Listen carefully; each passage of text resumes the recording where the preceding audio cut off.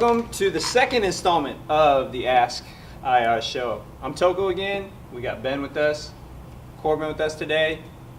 We still got the plants as well.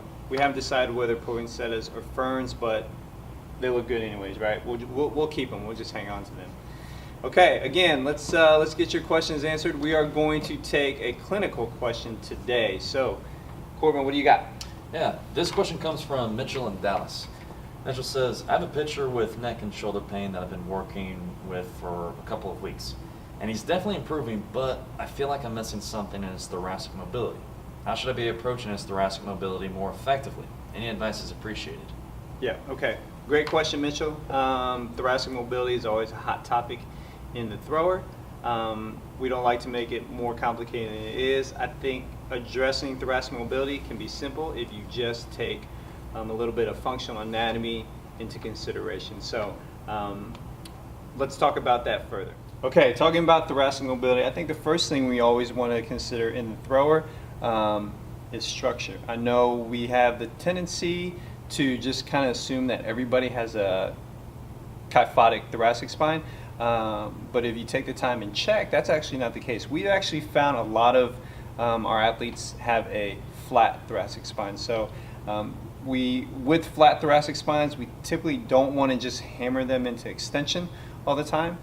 So take a minute and check, and it's just a simple running your fingers down their spine to see what their structure truly is. So I'm going to check him, and you know, with Kyle, he tends to be a little bit more flat in here. All right. So with the flat thoracic spine in our throwers, we like to focus a little bit more on rotation versus just purely extension, right? Now, in regards to functional anatomy, if we go back to that, what we like to consider is the ratios of mobility in the thoracic spine.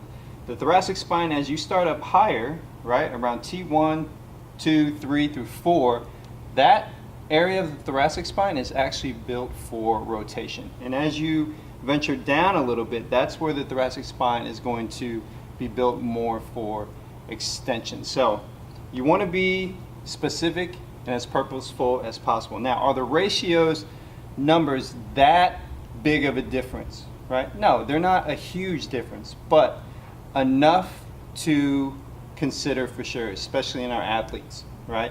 In the civilian orthopedic population, the difference in ratios, probably not that important. But that's the difference between managing our general orthopedic population, the civilians, and our more higher level athletes, okay? It's enough that you have to consider that difference, okay? So in the upper thoracic spine, we like to focus on more rotation, building up rotation here.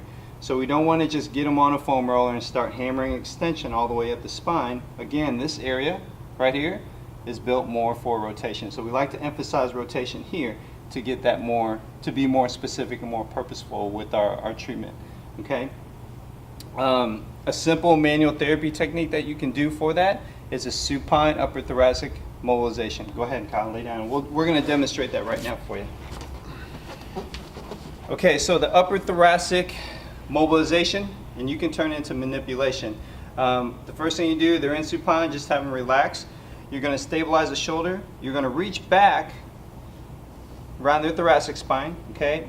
And you are going to contact the superior segment. So say for example we want to work on the segments 1, 2, 3, and 4, and I want to achieve more rotation at say 2, 3.